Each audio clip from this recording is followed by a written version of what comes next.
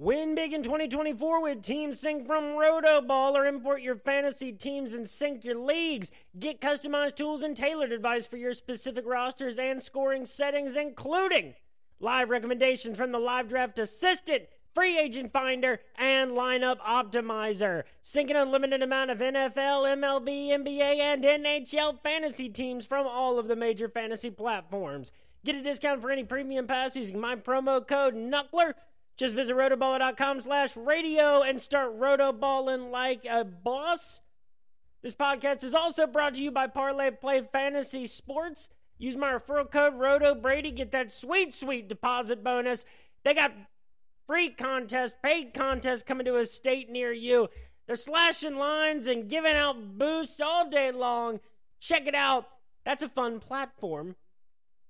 Very unique structure. And what is up, everybody? This is Brady Grove bringing you episode 142 of RotoBaller's official MMA podcast. Tap that. And we got UFC Denver this weekend. Break out the red panties.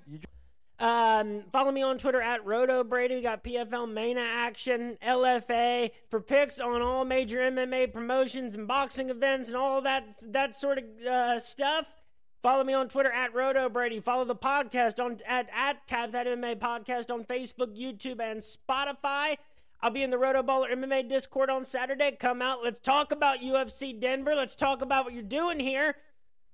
The UFL draft coming up next week. I would like to do some sort of draft content for those still paying attention to spring football, even in the off season. There is no off season of spring football. There's going to be a lot of moving pieces. Also, check out my MMA DFS values pick article that's going to be coming out Fridays at noon before UFC events, talking about great values that you can get on DraftKings for UFC Denver. Now, we're coming off a 1-week UFC hiatus, and, you know, coming back into Denver, we got a 12-fight card. A ton of fights ended up getting scrapped here, like Mike Mallet and Gilbert Urbina, Macy Barber and Rose. There was, for a second, there was a rumor when that main event fell through at first that Jared Cannonier was going to be coming in and fighting on this card, which would have been awesome. But we got 12 fights on this one. Starting off with a welterweight matchup between Evan Elder and Darius Flowers. All right, Darius Flowers is the plus 330 underdog. Evan Elder, the minus 425 favorite. Let's start with Darius Flowers. Won on the Contender Series by first-round injury against Amiran Gogoladze. Coming off 2 straight losses to Jake Matthews and Michael Johnson. They both kind of went in similar fashion. It's just that Michael Johnson didn't finish Darius Flowers. Jake Matthews did in the second round. Otherwise, it was 60-36 in the striking and 61-33. He got taken down 4 times by Michael Johnson. Evan Elder, born in 1997, lost his first 2 coming into the UFC to Preston Parsons and Nazim Sidikov. And he had a good fight against Sidikov. He got a knockdown in that fight. He just happened to get knocked out in the 3rd round. So, you know, that's one that could have gone either way back in February of 2023. And he came back against Genaro Valdez July of last year and gets a unanimous decision win, surviving a knockdown, landing a knockdown in 96 strikes of his own. You know, my first reaction, I think the right guy is favored here. Minus 425 seems like a lot. Now, Evan Elder was originally supposed to fight, no, that's not a replacement. Now, the fight came together, I feel like, on short notice. I know that, because it was just announced like earlier this week, I thought. So Darius Flowers, you know, it's a ballsy call for him. And Evan Elder should be the favored guy, but minus 425 seems kind of crazy. This is one where I could see a decision or Evan Elder getting a knockout here. Just because, he's landed 2 knockdowns in, his last 2 fights. So it definitely remains a possibility. I don't know. Evan Elder probably wins this fight like 75 times out of 100. Minus 425 seems a little extreme, and it could even be 70 to 75. Elder by decision plus 180. Elder by TKO knockout plus 250. Maybe that's a slightly better value. Maybe that now that he's gotten, his first UFC win under his belt against Genaro Valdez.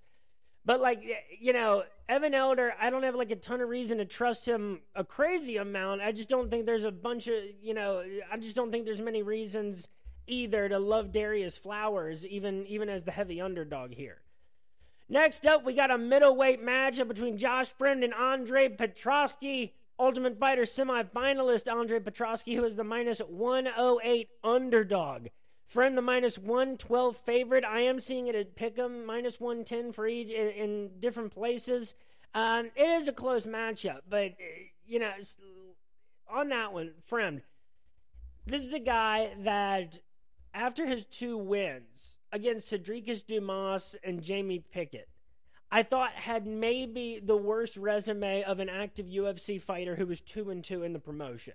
Because at least at the time, I was very down on Cedricus Dumas, and it's not like that's changed significantly over time. And then another win over Jamie Pickett, coming off getting knocked out by Roman Kopylov. You've lost to Tresean Gore, too, who has not looked good since his time on The Ultimate Fighter, with losses to Cody Brundage and Brian Battle.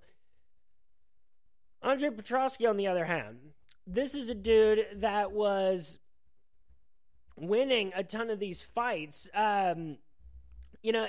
His real debut at the promotion was beating Michael Gilmore in the Ultimate Fighter finale. Then beats Hu Yazong, submits Nick Maximoff in what was a pretty sizable upset, gets a unanimous decision win with 8 takedowns against Wellington Turman, and then beats Gerald Meerschaert by split decision with a knockdown. It was a controversial decision, I know that. So that was a close fight, but Gerald Meerschaert's a good fighter, and that's important when comparing that to Friend's resume.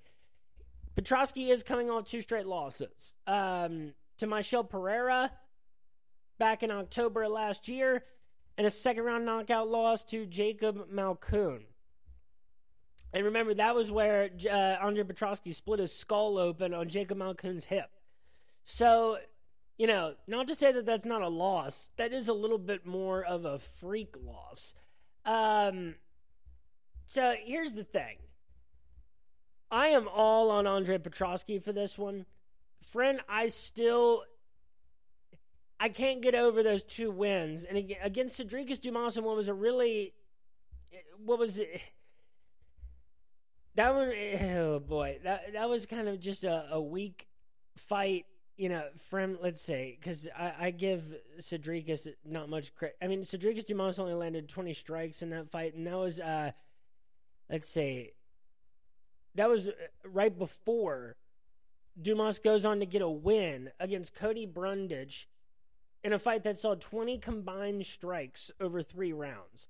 That was a deep way of me trying to discredit the Dumas loss, but your only 2 UFC wins are Pickett and Dumas. That is not encouraging. Andre Petroski has beaten quality names. He's pulled big upsets. The loss to Michel Pereira was when, Pereira was looking fantastic at middleweight, and came out quickly and blitzed Andre Petroski, and then a freak loss where you split your skull. Just don't split your skull open on Friend's hip, and you're in great shape, Andre. I think Andre wins this fight 60 to 65 times out of 100. Minus 108 or pick 'em, lock it, hit it. I think against, Petroski, I think even Petroski is just too well-rounded for Friend. I think that his strikes are going to be more meaningful, and I think he's going to be able to get several takedowns, and those are going to be keys to the fight. And I think that there's a good chance that he could finish this fight in a plethora of ways. I'd say submission and decision are the 2 most likely. Petroski by decision plus 300. Petroski inside the distance plus 225. I'd probably go with decision in that situation. And I don't know, if I'm Friend, maybe by decision or by TKO knockout. I just can't feel all that confident in him. And he started off plus 120. So the money came in on him. Next up, we got a women's flyweight matchup between Luana Santos and Maria Agapova. Let's see. Agapova, the plus 310 underdog. Luana Santos, the minus 395 favorite. Santos, winner of 2 fights in the UFC, a first-round knockout over Ultimate Fighter winner Juliana Miller, and a unanimous decision December of last year against Stephanie Egger. She outstruck Egger 53-42, 2 takedowns to 1. 2 solid wins. You know, not overly impressive names, but they are names nonetheless. Born in the year 2000, Agapova, born in 1997. Winner of 2 fights out of 6 in the UFC. Her last win was October of 2021 against Sabina Mazo, coming off 2 straight submission losses to Mariana Moroz and Jillian Robertson. Yeah, yikes on your last win being Sabina Mazo, October 2021. And you lost to Shanna Dobson in the UFC back in 2020. You lost to Tracy Cortez in the Contender Series back in 2019. More so, that's just impressive about how long Tracy Cortez has been around at this point. The other win was against Hannah Cyphers, June of 2020. I can cut you a little bit of slack for a loss to Jillian Robertson, but you got to get that win against Mariana Moroz. For me to believe in you is, I think, more accurate. Luana, you know, it's so far all of Agapova's losses have been inside the distance since her first loss in the UFC. I think Luana Santos has shown that she is a level above. Maria Agapova is a good, you know, I think is turned into a decent measuring stick of whether you can hang around this division, whether you belong there. And so Luana Santos, I think, is rightfully favored at minus 395. Maybe that number's just a little bit. I mean, she started off at minus 170, and it moved to minus 395.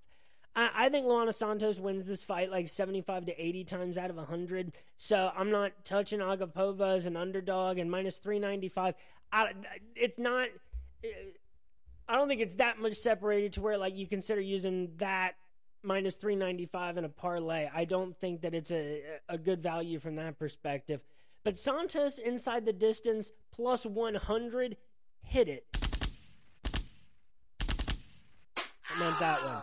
And I think Luana is a good play in DFS because I think that she's a fighter that has shown that she can pour it on. And I think that she could get this win inside the distance, whether it be by submission or knockout. And Agapova does not have the best track record of being able to take a fight 3 rounds. Next up, we got a bantamweight matchup between Montel Jackson and Damon Blackshear. Very, very sleepy, tricky matchup. Blackshear, the plus 124 underdog. Montel Jackson, the minus 148 favorite. Montel Jackson, winner of 4 in a row and 7 of his last 8 fights in the UFC. To include wins over Brian Kelleher, Andres Sukamat, Felipe Colares, Jesse Strader, JP Buys, Julio Arce, and Ronnie Yaya, most recently April of 2023 by first-round knockout.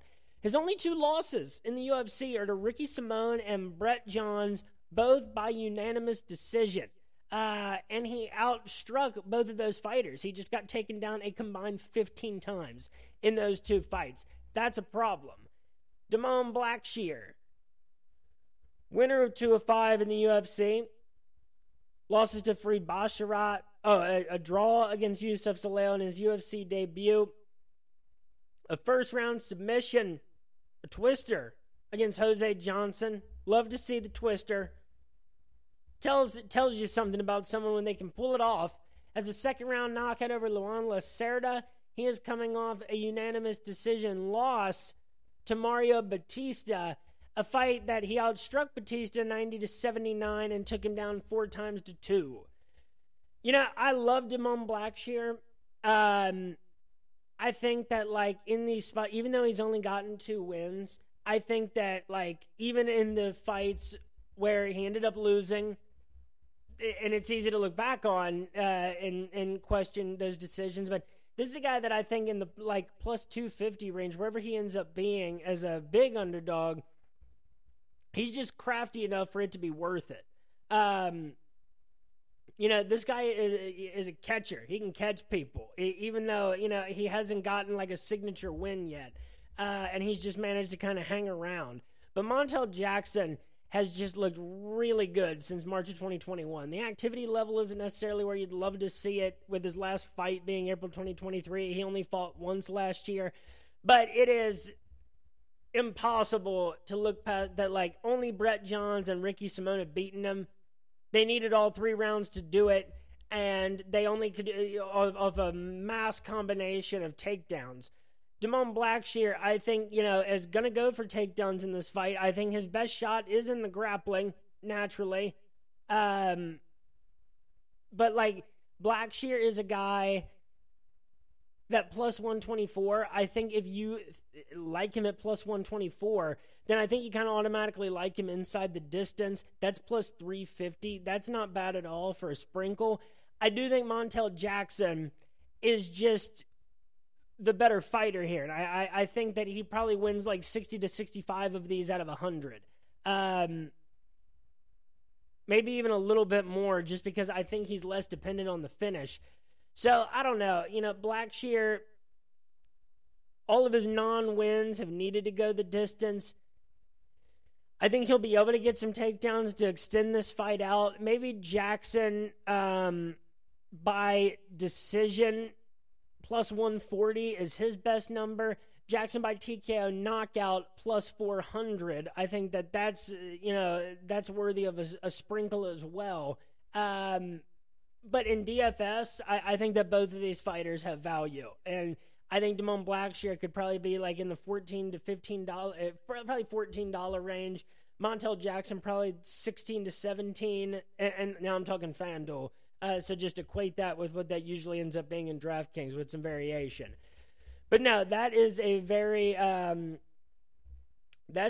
interesting bantamweight matchup, and I'm looking forward to seeing how, because I feel like there's going to be some mad scrambles and exchanges. Next up, we got a women's flyweight matchup between former Tap That Guest Jasmine Jazz Duvicious against Fatima Klein. Jasmine, I know, is trying to throw her hat in the ring to fight Rose and it's crazy that was actually, kind of a possibility when Macy Barber was out. I would have liked to see it, really. But Jasmine, this is someone who, after taking a devastating loss in the UFC and then having that loss to Tracy Cortez, she still finds herself, ranked very well in the UFC. She can make moves, and this is a winnable fight.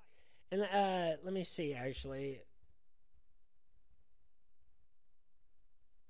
Tapology is saying some kind of crazy stuff about her world ranking. So I want to check this out on the UFC's actual website. Women's flyweight. Jasmine Jazz Duvicious currently ranked number 15. The top 10 is, or the 10 through 15 is Vivian Araujo, Tracy Cortez, Karine Silva, Ariana De Silva, Casey O'Neill, and Jasmine. So, Jasmine is the minus 130 favorite, Klein the plus 110 underdog. Let's start with Klein. Going to be making her UFC debut, 6-0 as a professional, 24 years old. Was a strawweight, like Jasmine, made a little bit of a hop back and forth a bit between strawweight and flyweight. This person was in Invicta. You love to see it. Did a good amount of, and grappling in Medusa. A lot of, high-level grappling experience. That was, what her professional career had mostly been up until 2022. But quickly, now has 2 TKO victories. She also finished off her pro career so far in Cage Fury before coming into the UFC, where she was the strawweight and the flyweight champion. Won those in vacancy fights. So that is impressive.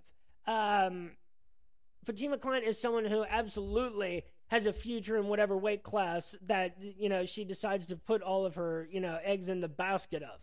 And it could be both. This might not even be the ideal situation for her, but, it's an opportunity to be on a UFC card against a ranked opponent. So, that it's a reasonable gamble to take at 24. But Jasmine, winner at 3 of her last 4. It's crazy to think that she has now had 7 fights in the UFC, counting the Contender Series since September of 2021. Stayed busy. So those last 4 fights all came, since 2023 began. Unanimous decision wins against Gabriela Fernandez and Miranda Maverick. That was the signature win. Then she loses that unanimous decision against Tracy Cortez. So Natalia Silva really pieced her up. And then against Gabriela Fernandez, she looked a lot better. And then against Miranda Maverick, too. It was like, okay, it tells us how good Natalia Silva was, and it also says that, Jasmine is still getting better. So, whatever the version was against Natalia Silva that we saw, there's better versions yet to come of Jasmine Jasudavicius. The Tracy Cortez fight, she showed, her toughness. She had hit 103 times. She landed 77 strikes and 2 takedowns of her own. Wasn't enough. I think that, let's see how close this fight was.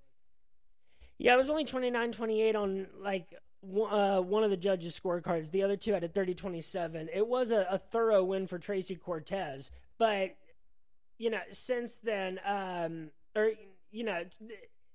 that's a good win for Tracy Cortez, but I think we knew that Tracy was going to, kind of be ascending past that level, and she was a little bit more ready for that matchup.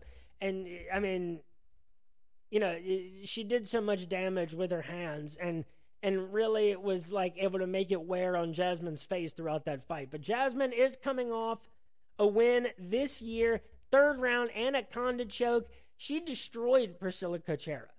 It was weird how bad she destroyed her. Outstriking 93-24. 2 takedowns, a knockdown.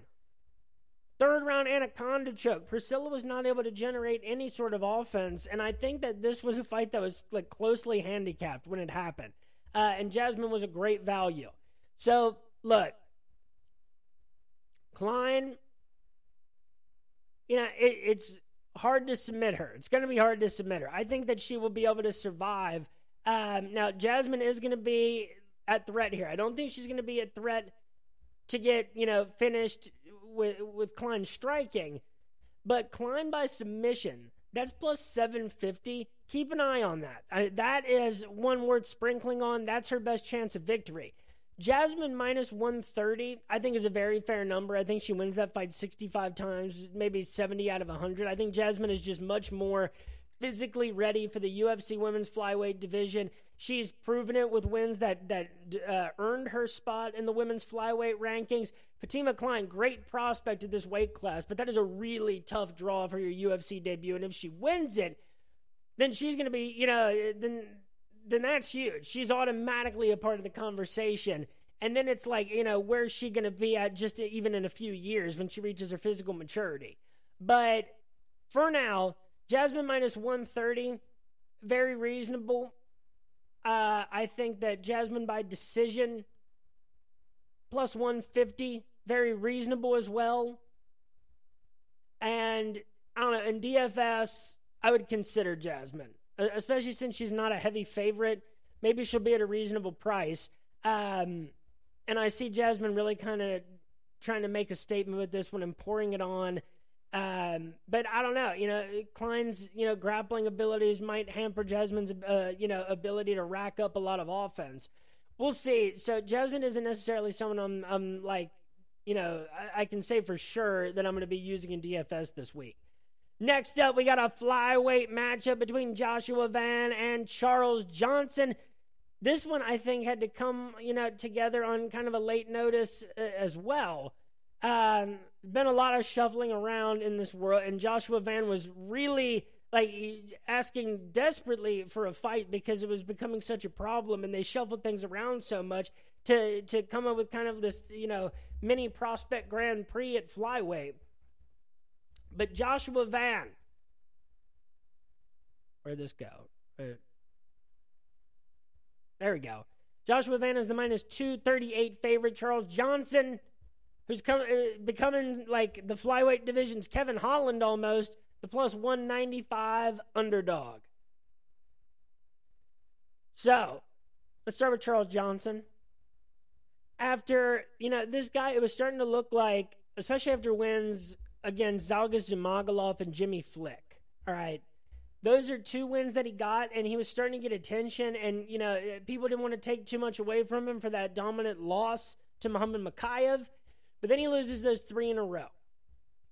To Uday Osborne, Cody Durden, and Rafa Estevam, all by decision. And then you start to wonder, your only wins are Jimmy Flick and Zhalgas Zhumagulov. And you've lost 3 in a row now in the flyweight division. Against Uday or Cody Durden, you would have liked to have seen one of those be a win. So I started to think that Charles Johnson was not going to hang around for too long. But hey, he's already collected 2 wins in the year 2024 by unanimous decision, landing a combined 146 strikes against Azat Maksum and most recently Jake Hadley in what I believe was an upset victory. And he got a knockdown in that fight as well. He got knocked down against Azat. Still came back and won the fight. Joshua Vann. This is one guy that deserves to be in the conversation of the prospects that are making their way up towards a flyweight title shot. But Charles Johnson. Nick, one comment, man. One comment. No, don't be scared, homie. Come on. Look, no reason to be scared, all right? And Joshua Vann isn't going to be scared because he is nicknamed the Fearless, all right?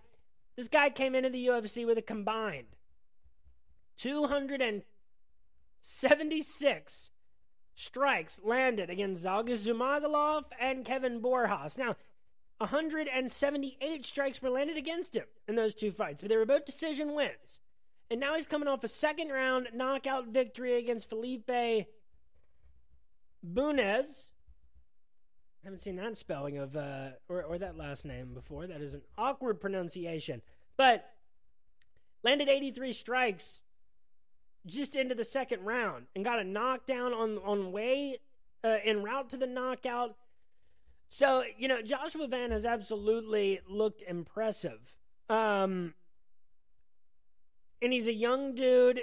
He's 10 years younger than Charles Johnson. And Charles Johnson is not old.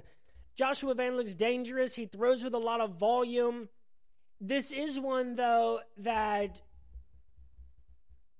I start to, Charles Johnson, is plus 195. All right, and that started off plus 170.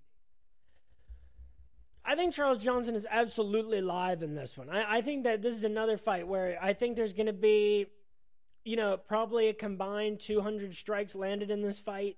I think that makes it absolutely worth using either of these guys in DFS for what I think their prices are going to be. I do think that this fight goes the distance. Johnson has only ever lost by decision in the UFC. Vann could absolutely get it done, but I think Charles Johnson is going to be crafty on the feet in his own right. Charles Johnson can land, strikes in good volume, and Joshua Vann gets hit with good volume. This is set up to be an exciting one, but I think for those reasons, I think it's a little bit closer than the odds suggest. I think maybe plus 170, plus 150 might have been a little bit more appropriate than the current plus 195 for Charles Johnson. Hell, throw flyer on Charles Johnson, money line plus 195. Ow! And, by decision, that's plus 300. Vann by decision, minus 125. The guy that is most likely to get the win is the inside the distance victory, I think is Joshua Vann by TKO knockout, plus 550. The only guy Charles Johnson's been able to knock out so far is Jimmy Flick, so that just does not tell me a lot. This is a really intriguing fight, too, for the flyweight division. It's one that, could be huge for Charles Johnson, and it's an important one for Joshua Vann. Obviously, it wouldn't be a major setback, but it would put you last in line of those guys that we consider to be the really young cream of the crop prospects for 125 pounds. Next up, We got a middleweight matchup between Abdul Razak Al Hassan, who is super pissed off this week, and who at Joaquin Buckley, at Dreykus, at Israel Adesanya, all over the place. And he's fighting Cody Brundage, who is the plus 142 underdog. Cody Brundage, all right, actually is the winner of, well, sort of the winner of 2 of his last 3, all right? So let's go back a little bit. After a win over Tresean Gore, July 2022, look, Brundage has been active. That's a good thing. I love to see it. He's got a win against Dolce Lugiambula back in March of 2022 as well. A 3-fight losing streak from December of 2022 to June of 2023 against Michael Alexijuk, Rodolfo Vieira, and Cedricus Dumas. I liked him against Cedricus Dumas because I was like, I can give you credit for losses to Alexijuk and Vieira. That's over the tier of competition that you really are at, and that I thought Cedricus Dumas was at. He loses one of the most boring fights I've ever seen in my life. Then he gets that DQ victory over Jacob Malkoun in a fight that he was losing in the first round. So, you never know what would have happened, but we know how the fight was going up till that point. Then gets a first-round knockout slam over Zach Reese, and no one's going to fault him for this, but he fought Bo Nickel at UFC 300, got subbed in round 2. Only 12 combined strikes were landed up to that point. He got taken down 3 times. Okay, Cody Brundage is a very confusing case for the UFC middleweight division, especially, so is Abdul Razak Al Hassan. This is a guy that won 4 of his first 5 fights in the UFC, with the only loss being to Amari Akhmadov back in May of 2017. Wins over Nico Price, Sabah Hassami twice. Then he had a 3-fight losing streak to Manir Lazez, Chaos Williams, and Jacob Malkoun. He's now won 2 of his last 4. Unfortunately, that dates all the way back to August of 2021. Knockout victory over Alessio Di Chirico. Split decision loss to Joaquin Buckley in a fight that I thought he lost. It was close, though, but, that's why it's another reason he's so mad, is because he thought, I think that was the one where they said, Buckley said he wasn't going to go for the takedown or whatever it was. Whatever. That was a loss to Joaquin Buckley. Had a second-round knockout against Claudio Ribeiro January of last year, and is coming off a submission loss to Joe Pyfer. So these are 2 guys that have both fought prospects of the middleweight division, got submitted in very easy fashion. Razak Al Hassan, you look back at his 3 of his last 5 losses, and it's to Malkoun, Buckley, and Pyfer. Those are good losses, too. The activity level does bother me. The real problem is Cody Brundage even got kind of fell into that win over Dolce with that first round guillotine. Abdul Razak Al Hassan is, could Cody Brundage get a surprise, submission?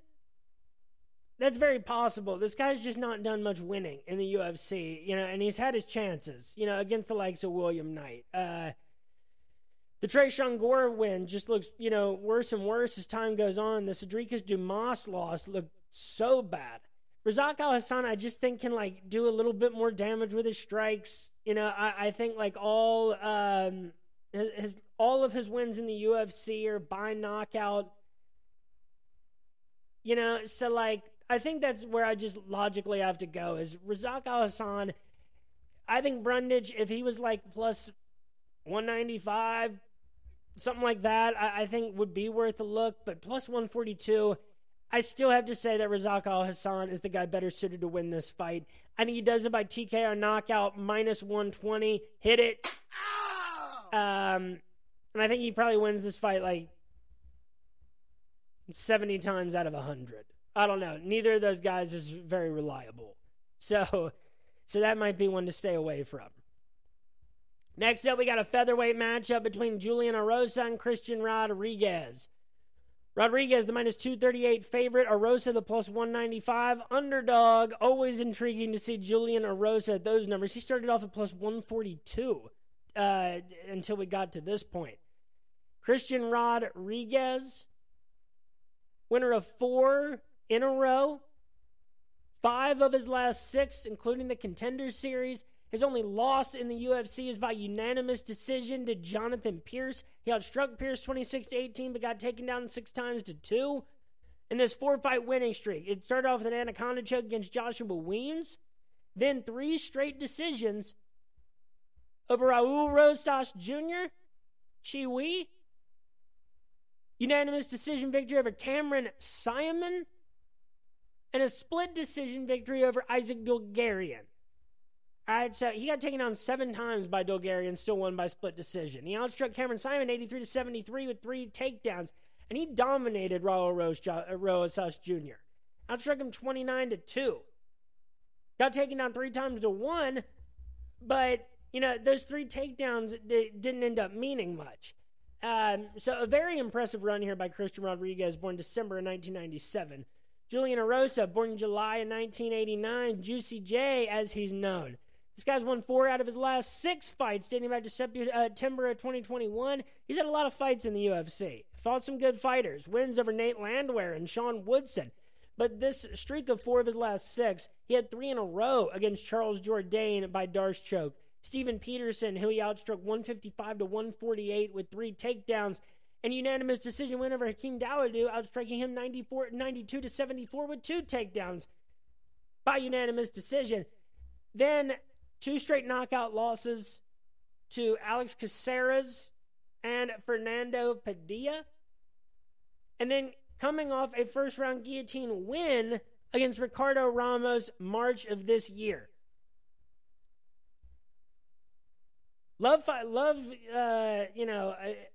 Anybody can lose to Bruce Leroy. It started to look like Julian Erosa was on a strong pathway down after that Padilla loss.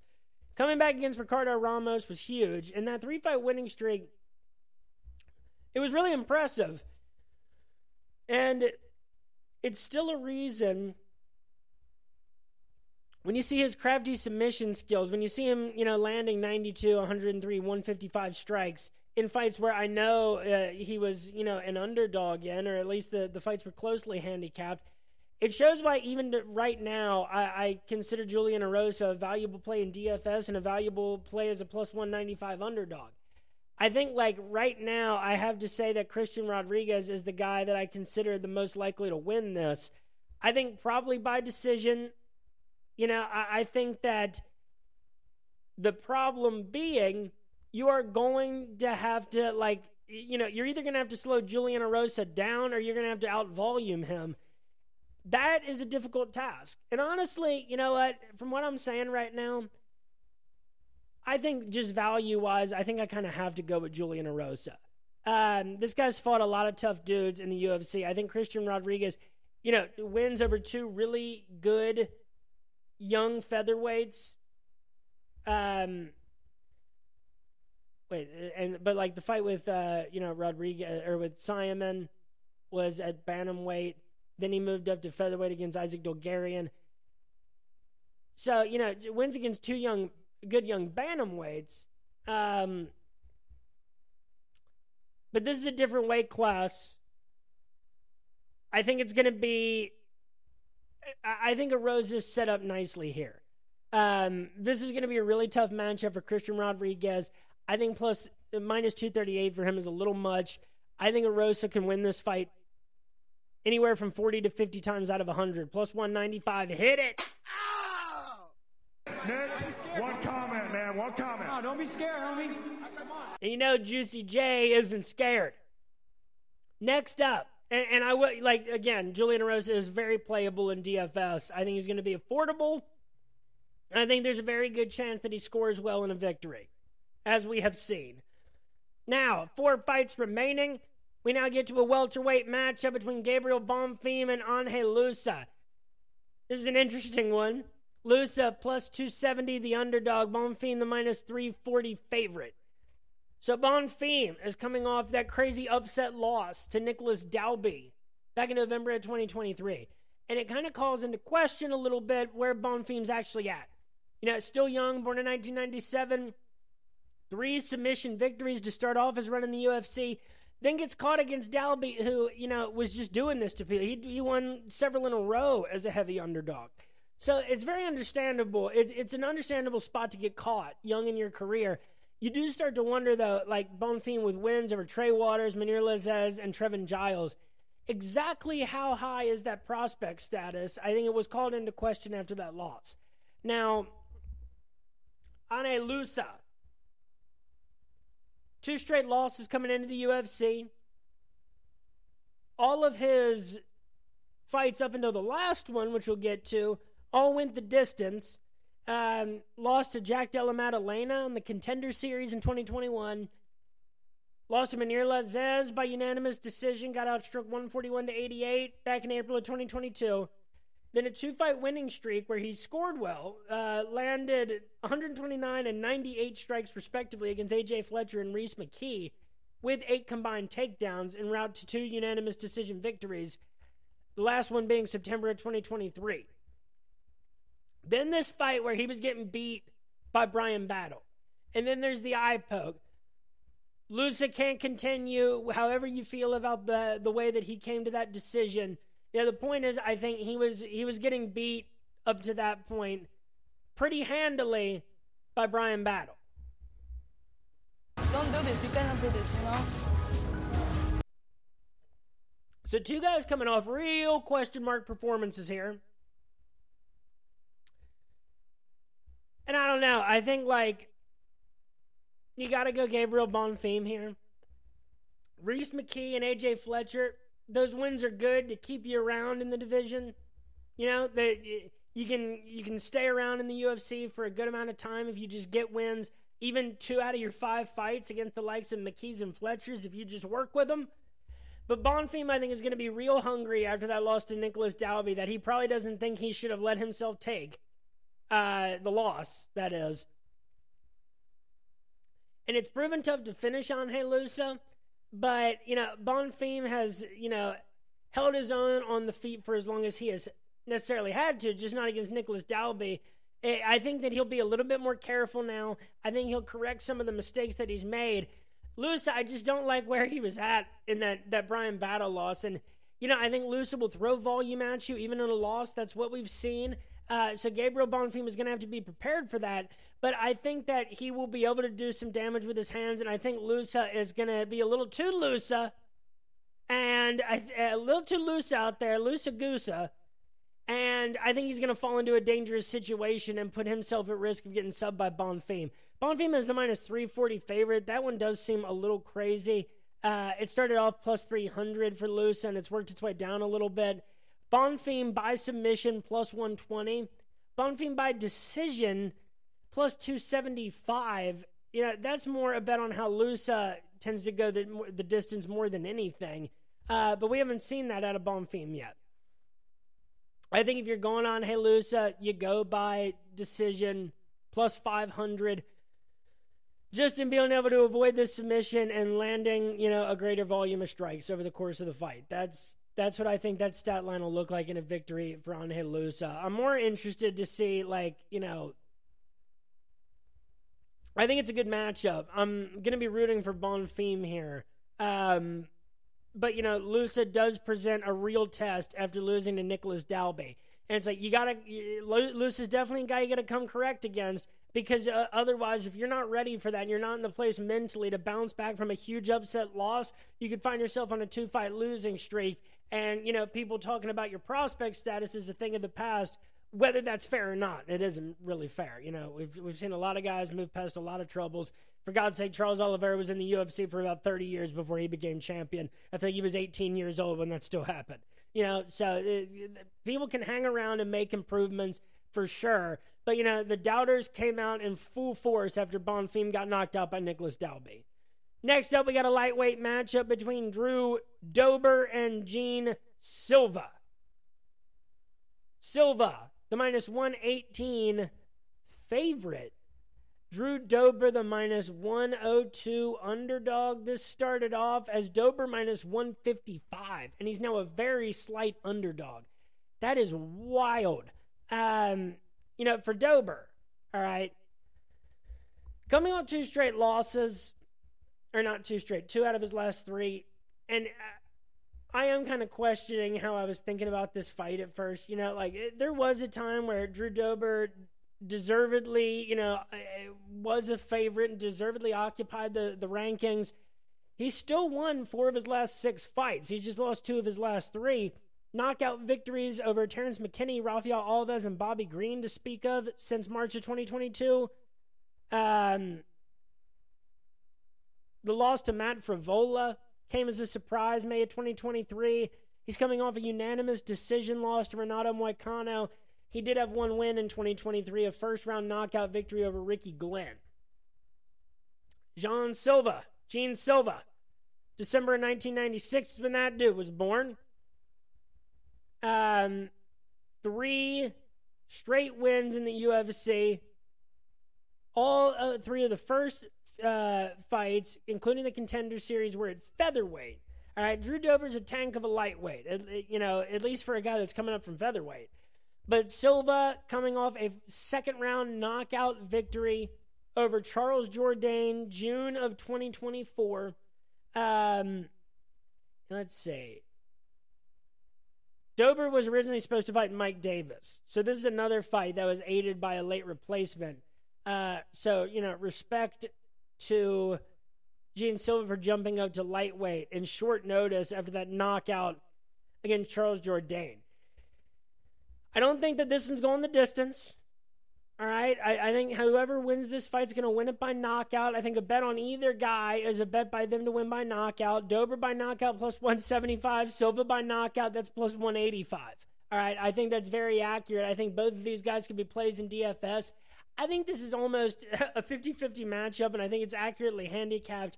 Because it's like Dober seems to be on a downward trend. Now, he has fought a lot of, high-level competition, and he's, he's actually a lightweight. Silva coming up on late notice, a featherweight coming off a huge win against Charles Jourdain, a highlight reel win.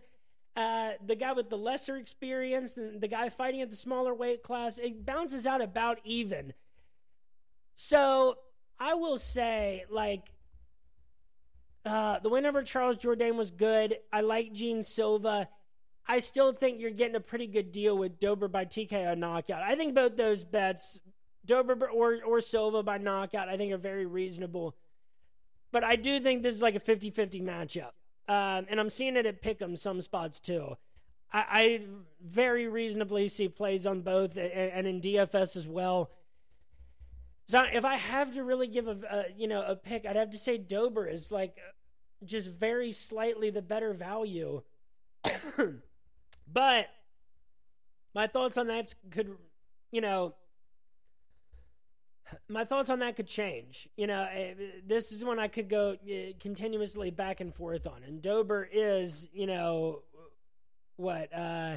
years older.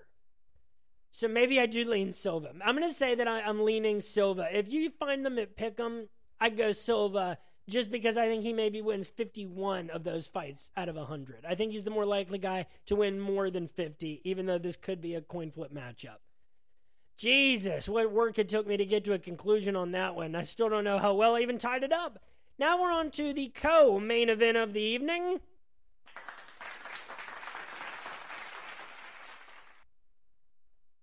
And if you can believe it, the co-main event on Saturday is a welterweight matchup between Santiago Ponzinibbio and Muslim Salikov. You could have made Charles Johnson versus Joshua Van the co-main event. You could have made Damon Blackshear and Montel Jackson. Klein and Jazz Duvicius.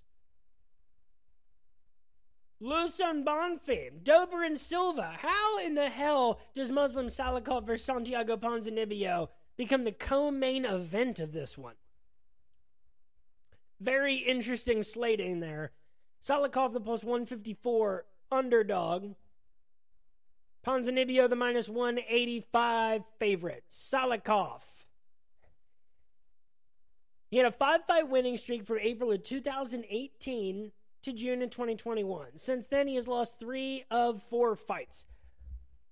Knocked out by Li Jiangliang, and most recently against Randy Brown, February of this year. Also lost by decision to Nicholas Dalby, June of last year. And here's the concerning part, too. Salikov's only victory since June of 2021 is a knockout victory against Andre Fiallo. Andre Fiallo, who I like, I really do, and I did.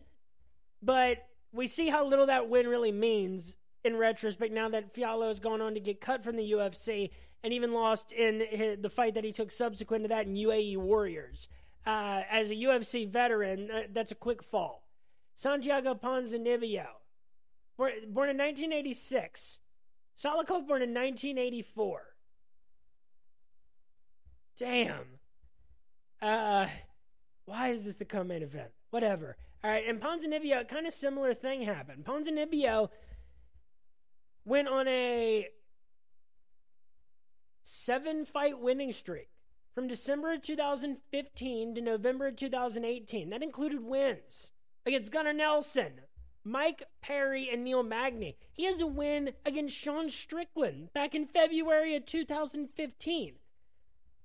After the Neil Magny win, he's now lost 4 of his last 6 to similar levels of competition. Though he's had to fight better fighters, and he's gotten wins over better fighters. Lost to Yi Jiangliang by knockout. Lost to Jeff Neal by split decision, December of 2021. By split decision to Michel Pereira, May of 2022. Landed a combined 196 strikes in those 2 fights. And lost by split decision to 2 really good fighters. Gets a 3rd-round knockout victory over Alex Morono, December 2022, unfortunately his last win, and then gets knocked out in round 3 against Kevin Holland, April of 2023 at UFC 287. I mean, like, I have to go with Santiago Ponzinibbio, right? Like, you know, at least Muslim Salikov has fought this year and fought, you know, even more recently in June of 2023 than Ponzinibbio's last fight, which was a loss. So I'll give that to Salikov, but, you know, Santiago Ponzinibbio might have been born in September 1986. Salikov born in June of 1984. And getting knocked out by Zhang Liang and Randy Brown, you know, it's not the same, and he didn't get knocked out by Nicholas Dalby, but he's going to be in danger here against Santiago Ponzinibbio. You know, Ponzinibbio, his losses have come to real, like, very strong competition at welterweight. In Pereira, Neal, Holland, Zhang Liang, it's been a different class of wins and a different class of losses. So, I do think Santiago Ponzinibbio, I think he's a play in DFS. Sure, why not? As long as he's not too expensive, but he might, you know, minus 185. If he's north of 17, now. And I'm still talking FanDuel. So, like, you know, if he's north of 85 or 8,600 in DraftKings, then definitely not. But we'll see. I do think that he ends up, and he started off at only just minus 148, and people started hammering it. I don't blame them. Don't do this. You cannot do this, you know? That's what I'm thinking for Muslim Salikov at 40 years old. All right, Santiago Ponzinibbio, no matter where they were at in their stages, in the stages of their careers, I think that this was going to be his fight. He's been above that level. By TKO knockout for Santiago, that's plus 165. I like that. I think that's the best, you know, method of victory pick. Ponzinibbio by decision is plus 200. You know, I think maybe you go Ponzinibbio by knockout. I think that he's going to still be able to do that against Salikov. And, you know, after the Randy Brown and the Yi Jiangliang losses, you didn't get stopped by Nicholas Dalby, but he did land 86 strikes on you. And if he landed 86 strikes and you let Santiago land that kind of volume, you really open yourself up to possibly getting finished. And now, we are to the main event of the evening. Break out the red panties. A women's flyweight matchup between Tracy Cortez and Rose Namajunas. Thug Rose, numbers 9 and 13 in the world, being Rose and Tracy. At women's flyweight, according to Tapology, respectively. Tracy Cortez, 11 and 1. She's going to be the plus 180 underdog. Thug Rose, the minus 218 favorite. Let's start off with Rose. All right. So, crazy how this proceeded. So after she gets that split decision win against Jessica Andrade, July 2020, regains the belt with the head kick knockout over Zhang Weili, defends it in a split decision win over Zhang that I thought she lost, that Rose lost, loses the belt again to her kryptonite, Cookie Monster Carla Esparza, loses a unanimous decision in what was it was a close fight, but a fight I thought she lost against Manon Fiorot, September of last year. Bounced back in this run at women's flyweight with a unanimous decision victory over Amanda Ribas, outstriking her 93-83. Did get taken down 4-1. Tracy Cortez, actually only a year younger. She is undefeated in the UFC and 11-1 as a pro. Let's see, what was her professional loss? To Sherry Maraski and Invicta FC in 2017. In 2017, yeah, so I guess she wasn't all that young. She's 30 now. But obviously, like, Tracy seems younger than Rose because we've seen her through, less experience in the UFC. Every win has gone to the judges' scorecards, all been in her favor. Wins over Maria Agapova, who she landed 66 strikes against with 4 takedowns. Vanessa Mello, 79 strikes and 2. Only lands 20 strikes against Stephanie Egger, but limits Stephanie to 10 because she gets 3 takedowns in that one. Gets knocked down by Justine Kish.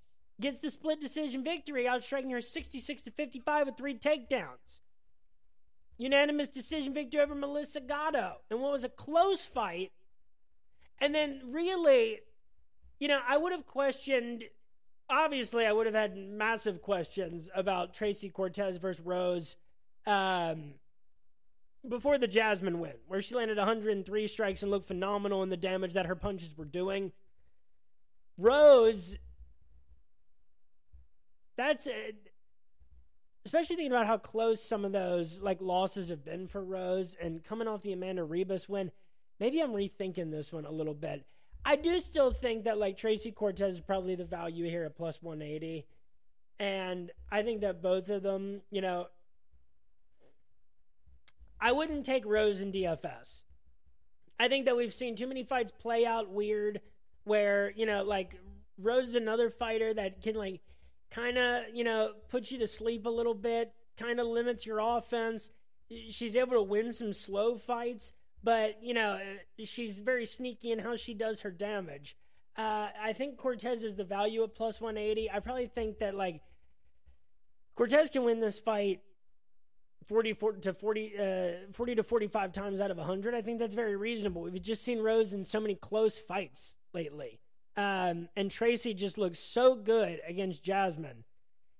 And, if you're going Tracy, you definitely go by decision, even over the course of 5 rounds.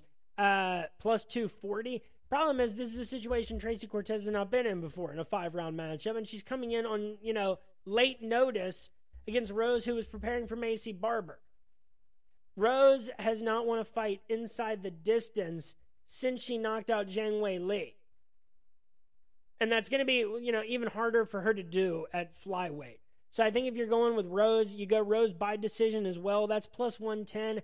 The fight to go the distance is minus 250. That says a lot over the course of 5 rounds when you have so many chances to put the fight away. So I think Tracy is a good value at plus 180. And I think she's probably the better DFS play for, the rewards that she offers for what the price is going to be. I still think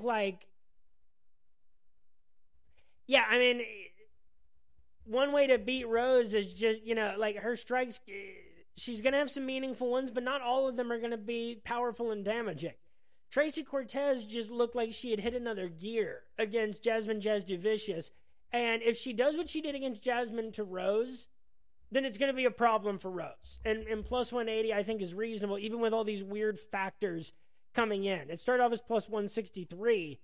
And I guess people were going with Rose on that. And now it's gotten to a point where I think it's very viable. I love Thug Rose Namajunas. All right, I'm probably going to be rooting for her.